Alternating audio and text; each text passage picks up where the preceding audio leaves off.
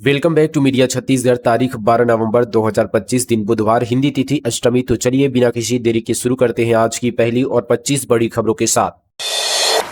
किसानों की बात सुनने को न सरकार तैयार, न राज्यपाल, संयुक्त किसान मोर्चा का आरोप। छत्तीसगढ़ के किसानों की समस्याओं को लेकर संयुक्त किसान मोर्चा का गुस्सा फूट पड़ा। मुख्यमंत्री और राज्यपाल से मुलाकात का समय न मिलने के कारण किसान प्रतिनिधिमंडल ने बीते दिन राजभवन पहुंचा और राज्यपाल के नाम ज्ञापन सौंपा। किसान नेताओं ने सरकार पर किसान विरोधी रवैया का आरोप लगाते हुए कहा कि अब लोकतंत्र नहीं, फाशीवाद का शासन चल रहा है। संयुक्त किसान मोर्चा और भारतीय किसान यूनियन के पदाधिकारी ने कहा कि किसानों की हालत लगातार बिगड़ रही है। न राज्यपाल मिलने को तैयार है, न मुख्यमंत्री। नेताओं का आरोप है कि अधिकारी भी असंवेदनशील रवैया अपनाए हुए हैं। किसान संगठनों ने कहा कि अब तो धरना प्रदर्शन जैसे लोकतांत्रिक अधिकार भी छीन लिए गए हैं। 2 महीने के लिए धरना स्थलों पर रोक किसानों के बीच गहरा असंतोष पैदा कर रहा है। छत्तीसगढ़ राज्योत्सव का विदेशी मंच पर जलवा। सैन फ्रांसिस्को में नाचा ने बढ़ाया प्रदेश का मान, सीएम साय ने दी बधाई। अमेरिका के सैन फ्रांसिस्को में भारतीय दूतावास द्वारा आयोजित छत्तीसगढ़ राज्य स्थापना दिवस समारोह ने विदेश की भूमि पर छत्तीसगढ़ की झलक बिखेर दी। कार्यक्रम में प्रदेश की संस्कृति, परंपरा, लोक कला और हस्तशिल्प ने सबका मन मोह लिया। छत्तीसगढ़ पाठ्य पुस्तक निगम के बारकोड फॉर्मूले को अपनाएगा गुजरात। इस शैक्षणिक सत्र में 50 करोड़ बचा ट्रकों में लगेंगे चिप। 2 कंपनियों पर होगी कार्रवाई। छत्तीसगढ़ पाठ्य पुस्तक निगम ने इस बार किताबों की हेराफेरी पर रोक लगाने के लिए बारकोड सिस्टम लगाया था, जिसे स्कैन करना हर स्कूल के लिए अनिवार्य था। किताबें कब पहुंची और स्पेसिफिक जिले के किस स्कूल में डिस्ट्रीब्यूट की गई है, इसकी जानकारी सीधे पाठ्य पुस्तक निगम को मिली। अब ये मॉडल गुजरात भी अपनाने जा रहा है। गुजरात सरकार भी अपने स्कूली किताबों पर बारकोड सिस्टम लगाएगा। अगले शैक्षणिक सत्र से जिन ट्रकों से किताबों का ट्रांसपोर्ट होगा, उन ट्रकों पर चिप लगाया जाएगा। वहीं अधूरा काम छोड़ने वाले ओरिएंट और श्रेयांश पेपर को ब्लैकलिस्ट करने की कार्रवाई शुरू कर दी गई है। इन कंपनियों पर अगले 5 साल तक ब्लैकलिस्ट करने का प्रावधान लागू किया जाएगा। दिल्ली ब्लास्ट के लिए अमित शाह जिम्मेदार, इस्तीफा दे। एसआईआर के कारण बस्तर वासियों के कटेंगे नाम। छत्तीसगढ़ के पूर्व मुख्यमंत्री भूपेश बघेल ने एसआईआर को लेकर केंद्र और राज्य सरकार पर हमला बोला है। भूपेश बघेल ने कहा कि छत्तीसगढ़ में चल रही एसआईआर प्रक्रिया से बस्तर के हजारों लोगों के नाम सूची से कट जाएंगे। प्रशासन ग्रामीणों से ऐसे दस्तावेज मांग रहे हैं जो अधिकांश बस्तरवासियों के पास मौजूद नहीं है। भूपेश बघेल ने कहा कि सरकार ने यह प्रक्रिया शुरू तो कर दी, लेकिन न तो किसी राजनीतिक दल से, न केंद्र में और न राज्य में चर्चा की गई, न ही सर्वदलीय बैठक बुलाई गई। यह सीधा सीधा बस्तर के आम ग्रामीणों के अस्तित्व और अधिकारों पर हमला है। जिनके पास दस्तावेज नहीं है, उनके नाम काट दिए जाएंगे। यह बहुत गंभीर स्थिति है। नवा रायपुर से चीन को तांबा सांद्रण निर्यात। कॉनकॉर ने शुरू की अंतर्राष्ट्रीय सेवा। रेल मंत्रालय के अधीन सार्वजनिक उपक्रम container corporation of India limited ने छत्तीसगढ़ के नया रायपुर स्थित अपने मल्टी मॉडल लॉजिस्टिक्स पार्क से चीन के लिए तांबा संग्रहण के लिए निर्यात का सफलतापूर्वक शुभारंभ किया। यह परियोजना खनिज संपन्न छत्तीसगढ़ राज्य से भारत की निर्यात क्षमता को मजबूत करने की दिशा में एक महत्वपूर्ण कदम है। प्रस्तावित शराब दुकान का विरोध। हाथों में तख्तियां लेकर बच्चों ने भी किया प्रदर्शन। कहा, हमें शराब नहीं, शिक्षा दो, हमारे भविष्य को सुरक्षित करने का भिक्षा दो। मुंगेली जिले के ग्राम सिपाही सेत गंगा मार्ग में प्रस्तावित सरकारी शराब दुकान का ग्रामीणों ने विरोध किया। गांव के पुरुषों और महिलाओं के साथ स्कूल के छोटे छोटे बच्चे भी हाथों में तख्तियां लेकर विरोध प्रदर्शन में शामिल हुए। यह वही बच्चे हैं जिनके हाथों में कलम और किताबें होनी चाहिए थी, मगर वे अब इस रूप में नजर आ रहे हैं। ग्रामीणों ने शिकायत में कहा कि ग्राम सिपाही से सेत गंगा को जोड़ने वाला यह मुख्य मार्ग रोज 200 से अधिक बच्चों, महिलाओं और ग्रामीणों के आवागमन का जरिया है। ऐसे में इसी मार्ग पर शराब दुकान खोले जाने के प्रस्ताव ने ग्रामीणों में नाराजगी बढ़ा दी है। ग्रामीणों का कहना है कि दुकान खुलने से महिलाओं की सुरक्षा, बच्चों की मानसिक स्थिति और गांव की शांति व्यवस्था पर प्रतिकूल प्रभाव पड़ेगा। कोयला डील में एनएमडीसी के 120 करोड़ डूबने से बचे। अमेरिकन कंपनी के नाम पर फ्रॉड ने भेजा अपना अकाउंट। न्यूयॉर्क बैंक ने गड़बड़ी पकड़ी, पैसे फ्रीज। छत्तीसगढ़ के बस्तर में नगरनार स्टील प्लांट के 120 करोड़ रुपए डूबने से अमेरिकन बैंक के न्यूयॉर्क ब्रांच ने बचा लिया है। प्लांट ने कोल खरीदी करने अमेरिकन कंपनी से डील की थी, जिसके बाद किसी फ्रॉड ने यहां पर फर्जी ईमेल आईडी के जरिए अपना खाता नंबर दिया। एनएमडीसी डील के मुताबिक 120 करोड़ रुपए ट्रांजैक्शन भी कर दिए। हालांकि अमेरिका में न्यूयॉर्क की ब्रांच ने वेरिफिकेशन के दौरान नाम और एड्रेस में अंतर पाया। पैसे को ट्रांजैक्शन के पहले ही होल्ड कर दिया गया और खाते को फ्रीज किया गया। वेव्स ओटीटी पर रिलीज होगी। छत्तीसगढ़ में बनी पहली हिंदी वेब सीरीज मनुष्य 181 देशों में देख पाएंगे लोग। छत्तीसगढ़ के युवा फिल्मकार लक्ष्य नीरज गुप्ता की वेब सीरीज मनुष्य जल्द ही ओटीटी पर दस्तक देने जा रही है। OTT प्लेटफॉर्म व्यवस्था के माध्यम से ये वेब सीरीज विश्व के 181 देशों में रिलीज होने जा रही है। इस सीरीज का वर्ल्ड प्रीमियर प्रतिष्ठित IFF गोवा के फिल्म फेस्टिवल में निर्धारित किया गया है। बता दें कि छत्तीसगढ़ की टीम लोकेशन और हिंदी भाषा में निर्मित यह सीरीज राज्य की परंपरा, पहचान और कला को वैश्विक मंच पर ले जाने का कार्य करेगी। इसका निर्माण त्रिपुर सुंदरी चलचित्रम प्राइवेट लिमिटेड राजनांदगांव द्वारा किया गया है। इस वेब सीरीज के डायरेक्टर और लेखक लक्ष्य नीरज गुप्ता पिता स्वर्गीय नीरज गुप्ता है, जबकि प्रोड्यूसर सैफाली नीरज गुप्ता है। सीरीज की प्रोड्यूसर निष्ठा गुप्ता और शव्या गुप्ता है और क्रिएटिव प्रोड्यूसर की जिम्मेदारी शंख अग्रवाल ने निभाई है। रायपुर में सिर्फ 9,770 घरों पर लगा सोलर सिस्टम, 87,000 में 38,000 फाइलें अब भी अटकी। प्रधानमंत्री सूर्यघर योजना के तहत राजधानी रायपुर समेत जिले में घरों की छतों पर सोलर रूफटॉप लगाने की प्रक्रिया सुस्त पड़ गई है। आंकड़ों के मुताबिक अब तक 87,000 से अधिक आवेदन पोर्टल पर प्राप्त हुए हैं, जिनमें से 86,037 आवेदन स्वीकृत किए जा चुके हैं।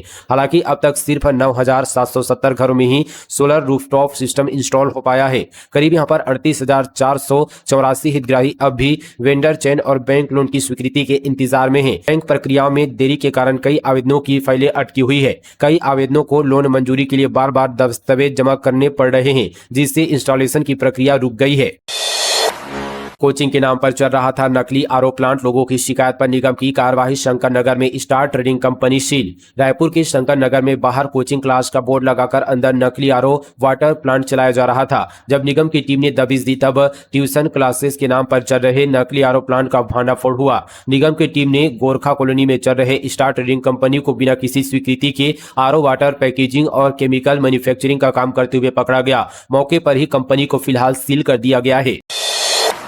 सरकारी आदेश को दिखाया ठेंगा। 1784 प्राइवेट स्कूलों ने नहीं ली सरकारी किताबें। शिक्षाविदों ने कहा, बाहरी प्रकाशनों की पुस्तकें से हो रही पढ़ाई, बच्चे कैसे देंगे केंद्रीकृत परीक्षा। छत्तीसगढ़ में लोक शिक्षण संचालनालय ने आदेश को यहां पर निजी स्कूलों ने ठेंगा दिखाया है। नियम प्रावधान के बावजूद 7,000 से ज्यादा प्राइवेट स्कूलों में से 1784 प्राइवेट स्कूलों ने सरकारी किताबें नहीं ली है। इस मामले में पाठ्य पुस्तक निगम के अध्यक्ष राजा पांडे ने कहा कि जिन स्कूलों ने किताब नहीं ली है, उनका लिस्ट के लोक शिक्षण संचालनालय को सौंपेंगे। आगे किस तरह से कार्यवाही करेंगे, ये शिक्षा विभाग के अधिकारी तय करेंगे। बता दें कि छत्तीसगढ़ सरकार द्वारा प्राइवेट और सरकारी स्कूलों को निःशुल्क पुस्तकें दी जाती है।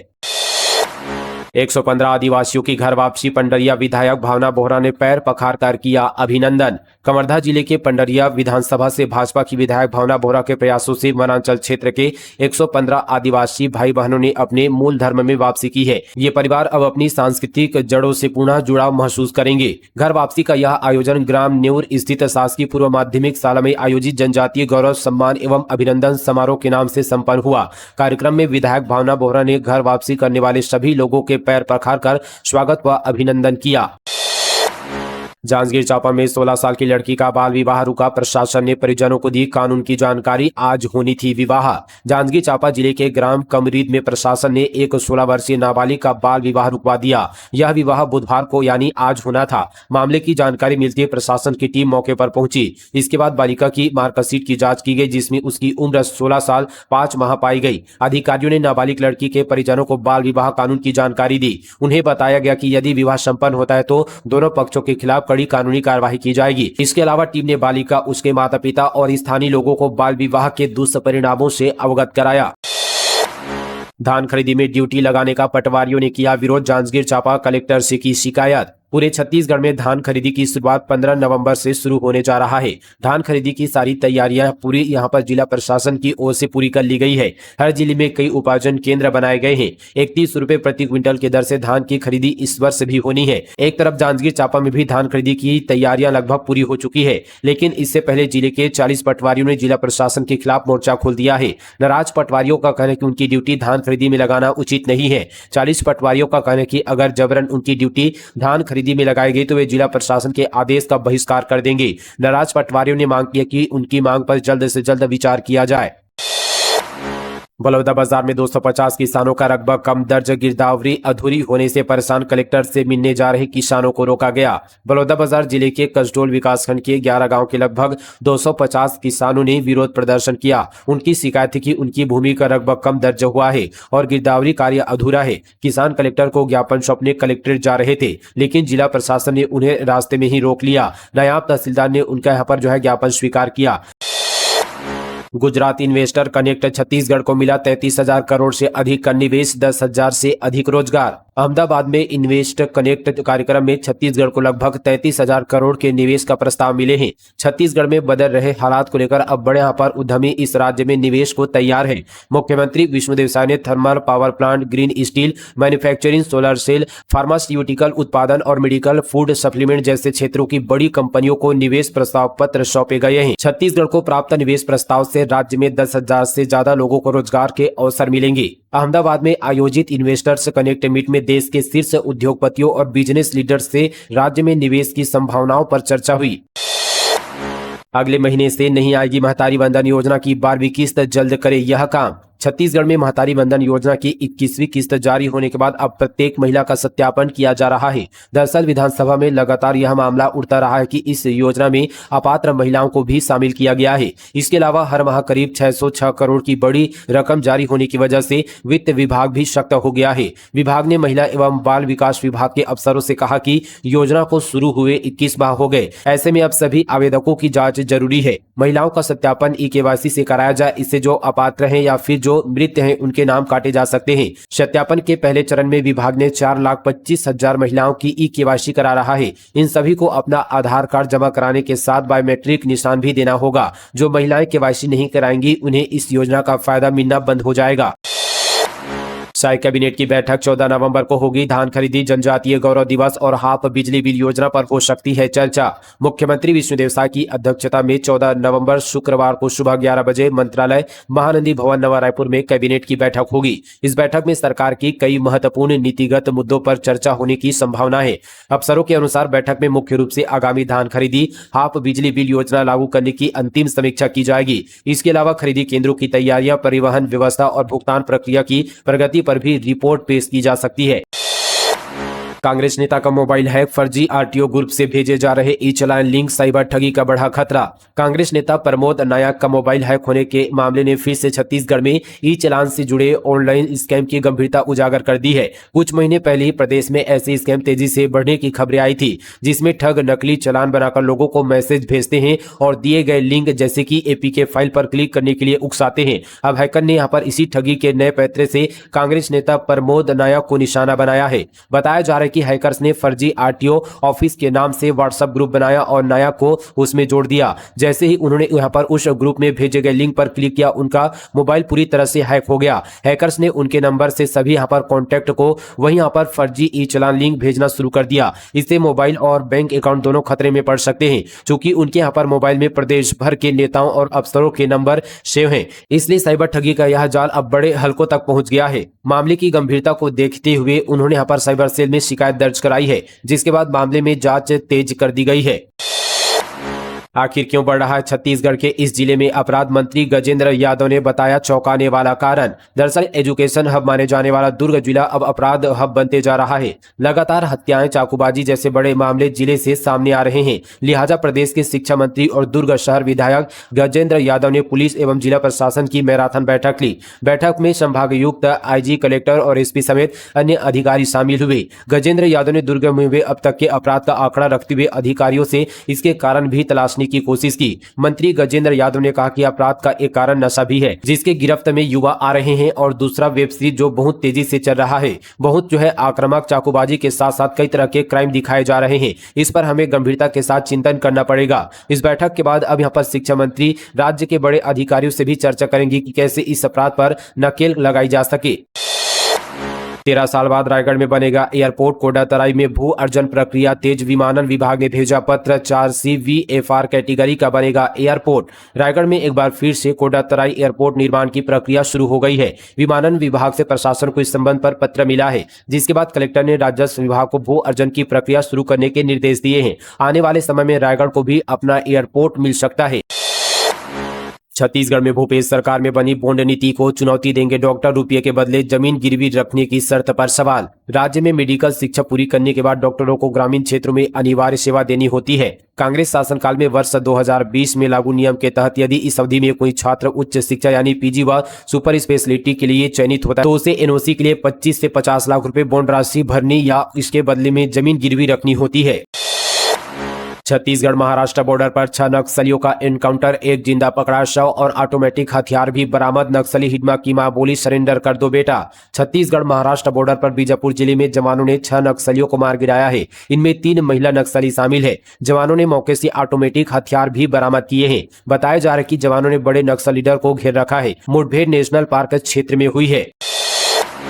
जेवर और बर्तन भी बिके, रिश्तेदारों से कर्ज लेकर इलाज में लगाए पैसे, बाइक पर पत्नी को बांधकर भटक रहा है पति। छत्तीसगढ़ के कबीरधाम जिले में एक हैरान कर देने वाली तस्वीर सामने आई है, जहां एक व्यक्ति बाइक के पीछे अपनी पत्नी को बांधकर इलाज के लिए भटक रहा है। दरअसल ये मामला जिले के वनांचल गांव नगवाही का है। यहाँ के 65 वर्षीय समलू सिंह मरकाम ने बताया कि वे थायराइड कैंसर से पीड़ित पत्नी कमूरा मरकाम को बीते 3 साल से बाइक पर ही इलाज की तलाश में हजारों किलोमीटर घूम चुके हैं। बाइक में लकड़ी का प्लेटफॉर्म बनाकर उसी से पत्नी को ले जाना पड़ता है। वे दुर्ग अस्पताल से रायपुर और मुंबई तक गए हैं। इसमें घर के जेवर, बर्तन, अनाज तक बेच दिया गया। रिश्तेदारों से उधार लेकर करीब 5 से 6 लाख रुपए खर्च कर दिए। पत्नी को पूरा इलाज नहीं मिला। अब एम्बुलेंस या 4 पहिया वाहन के पैसे नहीं बचे तो बाइक पर पट्टियां लगाकर पत्नी को उस पर लिटाकर बांधकर घूम रहे हैं। समलूक मरकाम ने कहा कि उन्हें उम्मीद है कि पत्नी का इलाज होगा और वह ठीक हो जाएगी। कुछ दिन पहले वह स्थानीय कवर्धा विधायक व डिप्टी सीएम विजय शर्मा के पास भी पहुंचा था। उन्होंने 10,000 रुपए की मदद की और जिला अस्पताल में भर्ती कराया, लेकिन तबियत बिगड़ने पर वापस गांव लौटना पड़ा।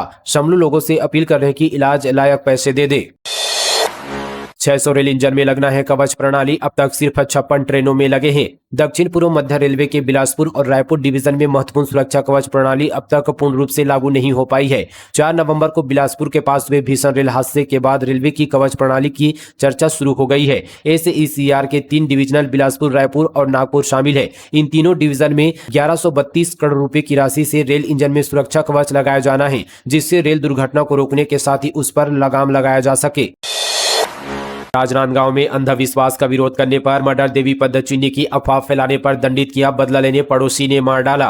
राजनांदगांव जिले में अंधविश्वास के चलते एक युवक का मर्डर हुआ है। डोंगरगांव ब्लॉक स्थित मारगांव में आरोपी ने एक घर में माता लक्ष्मी का पद्मचिन्ह बनाकर ये अफवाह फैला दिया कि इससे चमत्कार हो रहा है। इसी का विरोध करने पर आरोपी महेश सिन्हा ने आंगेश्वर साहू, जिसकी उम्र 40 वर्ष है, उसको मौत के घाट उतार दिया। मामला डोंगरगांव थाना क्षेत्र का है। घटना 10 नवंबर की रात की है। आंगेश्वर का शव खेत में एक पानी से भरे गड्ढे में मिला। बाहर रखी साइकिल और चप्पल से उसकी पहचान हो पाई है। वहीं पुलिस ने आरोपी को गिरफ्तार कर लिया है और आगे की कार्यवाही जारी है। तो दोस्तों, ये थी आज की तमाम छत्तीसगढ़ की बड़ी और ताजा खबरें फटाफट अंदाज पर मीडिया छत्तीसगढ़ पर। मिलते हैं कल इसी तरह की और तमाम खबरों के साथ। तब तक के लिए जय हिंद, जय छत्तीसगढ़, जय जोहार।